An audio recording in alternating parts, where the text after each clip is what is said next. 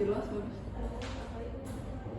Assalamualaikum warahmatullahi wabarakatuh. Selamat siang. Kami dari kelompok teori belajar akan menjelaskan mengenai diagnostik kesulitan belajar. Di sini saya tidak sendiri, melainkan dengan rekan saya. Di sini saya Syifa Mardiana, ada rekan saya Rosiati dan rekan saya Pak Sapuji Lestari. Untuk mengefisiensikan waktu, mari langsung ke penjelasan yang pertama yang akan dibahas oleh rekan saya.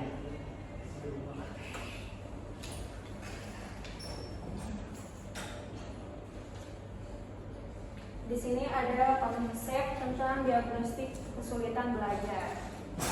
Nah, pengertian dari diagnostik itu sendiri merupakan ilmu yang menentukan jenis penyakit berdasarkan gejalanya. Sedangkan diagnosis merupakan upaya untuk mengatasi kelemahan berdasarkan fakta yang telah ada dan menentukan keputusan dari gejala yang muncul sebelumnya. Kemudian pengertian dari kesulitan belajar itu sendiri merupakan kendala yang terjadi dalam proses pembelajaran sehingga tidak tercapainya taraf atau kualifikasi hasil belajar itu sendiri. Di sini ada jenis-jenis kesulitan belajar. Yang pertama adalah kesulitan berbicara dan berbahasa. Yang kedua ada masalah kemampuan akademik dan yang ketiga adalah gangguan keterampilan motorik.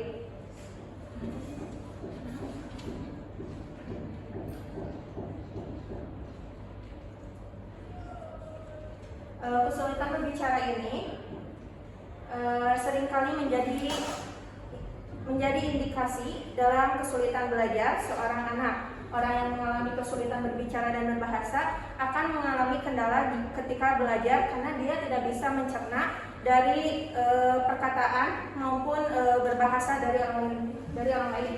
Kemudian yang kedua masalah kemampuan akademik. Masalah kemampuan akademik ini siswa kurang berinteraksi di kelas sehingga dengan baik itu dengan temannya maupun guru yang ada di kelasnya sehingga keterampilan membaca, menulis menjadi rendah. Yang ketiga gangguan keterampilan motorik, di mana gangguan ini adanya keterlambatan atau keterbelakangan dari pemahaman siswa itu sendiri sehingga pada saat melakukan kegiatan pembelajaran dia tidak bisa melakukan pembelajaran dengan sempurna. Kemudian ada cara mendiagnosis kesulitan belajar secara formal. Yang pertama, identifikasi kasus. Pada identifikasi kasus ini memiliki tujuan dari deteksi kasus adalah untuk menemukan dan menandai masing-masing kasus siswa yang diharapkan memiliki kesulitan belajar. Kesulitan belajar ditandai dengan rendahnya hasil belajar yang terlihat pada hasil penilaian formatif atau sumatif dari hasil kerja pembelajaran sebelumnya. Kemudian yang kedua ada diagnosis. Tujuan diagnosis adalah untuk menganalisis masalah dan ketidakmampuan belajar yang mendasarinya. Kemudian untuk mengetahui masalah dan latar belakang, maka dilihat dari dua sisi, yaitu pelajaran dan tentang bagaimana perilaku siswa itu di dalam kelas. Untuk materi selanjutnya akan dipaparkan oleh teman saya.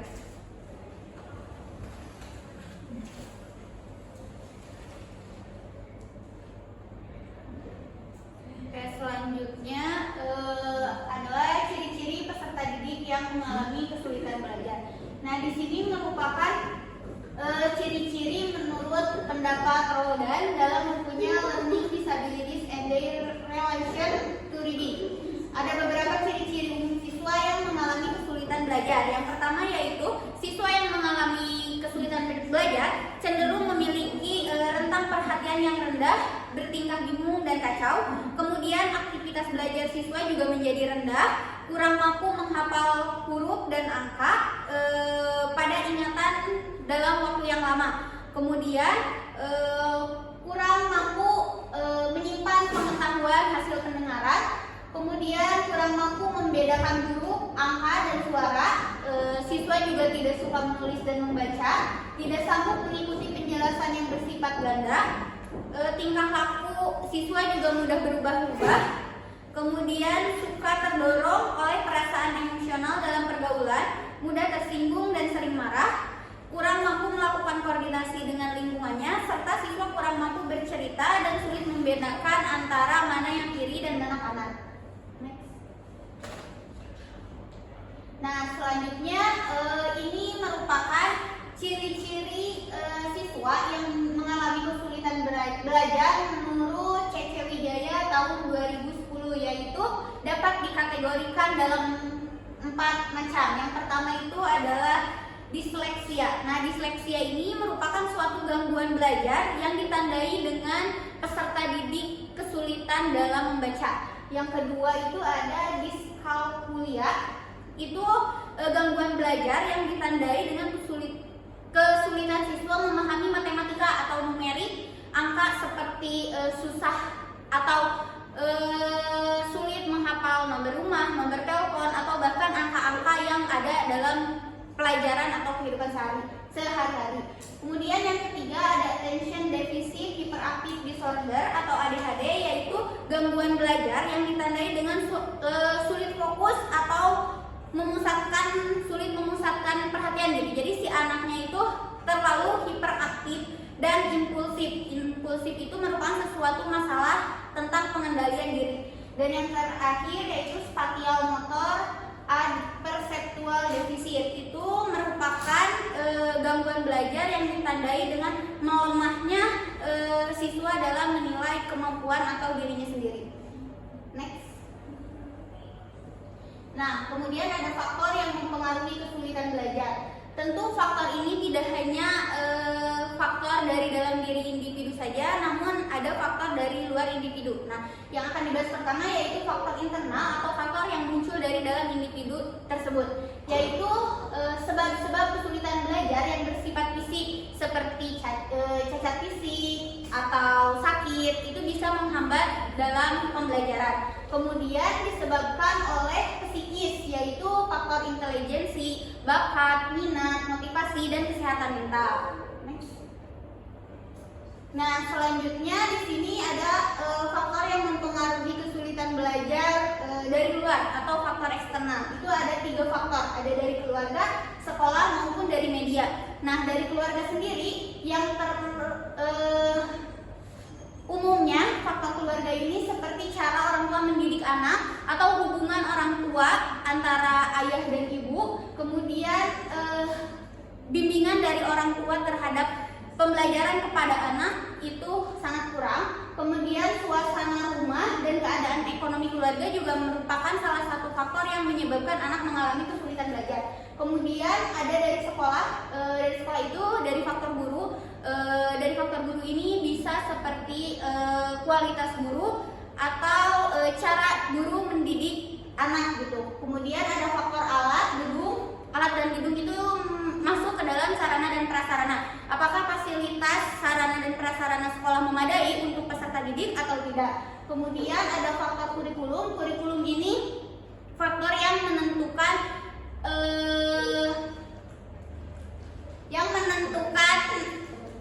keberhasilan peserta didik gitu.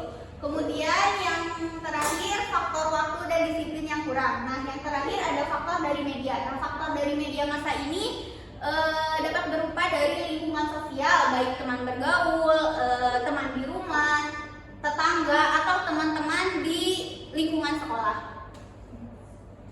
Nah, kemudian ada alternatif mengatasi kesulitan belajar, yaitu dengan cara menganalisis hasil diagnosis, kemudian mengidentifikasikan dan menentukan bidang percakapan tertentu yang memerlukan perbaikan. Dan yang ketiga, menyusun program perbaikan, khususnya program remedial teaching. Dan yang terakhir, melaksanakan program perbaikan. Selanjutnya akan dijelaskan oleh rekan saya.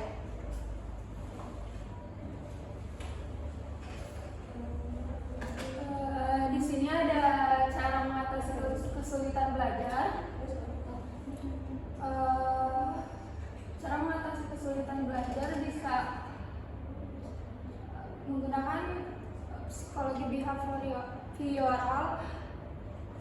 Psikologi behavioral adalah salah satu cara yang dapat digunakan untuk mengatasi kesulitan belajar pada peserta didik dengan memberikan sumbangan teori-teori penting untuk mengajarkan anak berkesulitan belajar. Pusat perhatian teori-teori ini terutama pada tugas-tugas yang diajarkan dan analisis perilaku yang dibutuhkan untuk mempelajari tugas-tugas tersebut. Pembelajaran yang bertolak dari teori ini kadang-kadang disebut pembelajaran langsung. Pembelajaran langsung adalah model pembelajaran yang menekankan penguasaan konsep atau perubahan perilaku dengan mengutamakan pendekatan deduktif. Nah, model pembelajaran langsung adalah suatu pendekatan mengajar yang dapat membantu siswa mempelajari keterampilan dasar dan memperoleh informasi yang dapat diajarkan selangkah demi selangkah. Tetapi ada pula yang menyebut belajar tuntas. Nah, belajar tuntas itu suatu sistem belajar yang menginginkan sebagian peserta didik dapat menguasai tujuan pembelajaran secara tuntas. Terus ada juga pengajaran terarah. Pengajaran terarah itu guru memberikan pembelajaran utama yang akan disampaikan pada siswa, kemudian siswa menjelaskan sesuai dengan jawaban mereka sendiri. Ada juga analisis tugas, suatu proses atau metode untuk menganalisa bagaimana manusia melaksanakan tugas atau pekerjaannya dengan sistem yang ada, menganalisis tugas dan apa saja yang dilakukan atau peralatan apa yang digunakan. Suatu rekomendasi yang didasarkan atas teori behavioral adalah bahwa guru hendaknya lebih memusatkan perhatian pada keterampilan akademik yang diperlukan oleh anak daripada memusatkan pada kekurangan yang menghambat anak untuk belajar.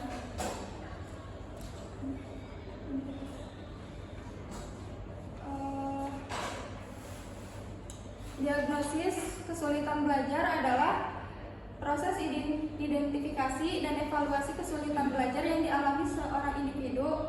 Nah, berikut adalah beberapa implikasi diagnostik kesulitan belajar. Yang satu ada intervensi dan dukungan.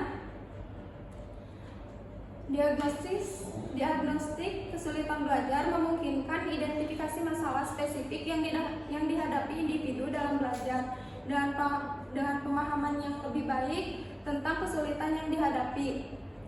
Langkah-langkah intervensi dan dukungan dapat dirancang untuk membantu individu tersebut mengatasi kesulitan belajarnya. Nah, intervensi ini dapat mencakup strategi pembelajaran alternatif, penggunaan alat bantu belajar, pengajaran individual atau kelompok, serta dukungan psikologis. Yang kedua ada penyesuaian kurikulum. Diagnostik kesulitan belajar dapat memberikan informasi yang penting bagi pendidik dan lembaga pendidikan untuk menyesuaikan kurikulum dengan memahami kebutuhan dan kesulitan belajar individu. Materi pembelajaran dapat diadaptasi agar lebih sesuai dengan kemampuan dan gaya belajar individu tersebut.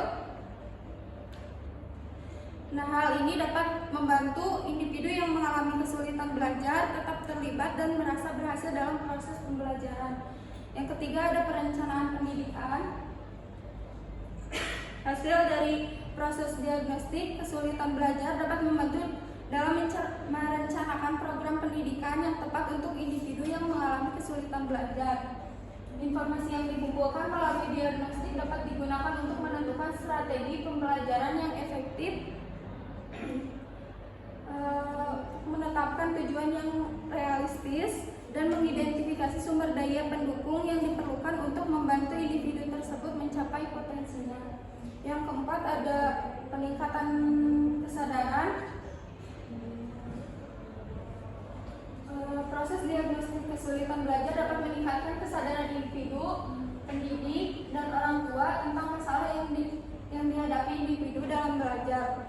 Nah, ini dapat menghilangkan stigma dan meningkatkan pemahaman tentang kesulitan belajar sebagai masalah nyata yang perlu ditangani. Nah, dengan meningkatnya kesadaran individu dan pihak terkait dapat lebih terbuka untuk mencari bantuan dan mendukung individu yang mengalami kesulitan belajar. Yang kelima ada penelitian dan pengembangan. Nah, informasi yang dikumpulkan melalui proses diagnostik dapat digunakan sebagai data untuk mengidentifikasi tren, pola, dan karakteristik kesulitan belajar.